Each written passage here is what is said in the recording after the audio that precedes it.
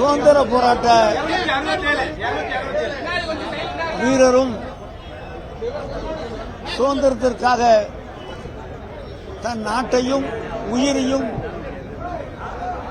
தியாகம் செய்த மரியாதைக்குரிய வீரபாண்டிய கட்டபொம்மனுடைய 267வது பிறந்தநாள் விழா இன்றைக்கு மிக சீரோடும் சிறப்போடும் நடந்து கொண்டிருக்கிறது.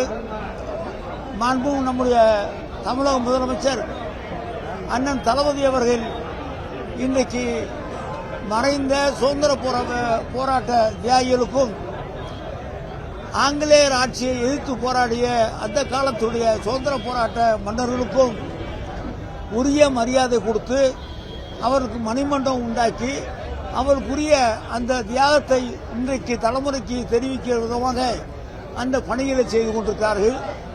கட்டபொம்மன் அவர்களுக்கு கோட்டை கட்டி கொடுத்ததே தமிழக முதலமைச்சர் முன்னாள் முதலமைச்சர் ஐயா கலைஞர் அவர்கள். ஆகவே இந்த கட்டபொம்மனுடைய இந்த புகழை பரப்புவதில் தமிழக அரசு மிகுந்த அக்கறை எடுத்திருக்கிறது.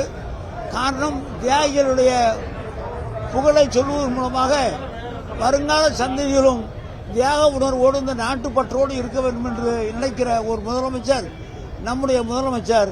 அவருடைய உத்தரவின் பேரில், அவருடைய அறிவுரையின் பேரில் நாங்கள் அத்தனை பேரும் இன்றைக்கு மரியாதைக்குரிய வீர ஒன்றிய கட்டபொம்மன் ஐயாவுடைய சிலைக்கு நாங்கள் மாலை அணிவித்திருக்கோம்.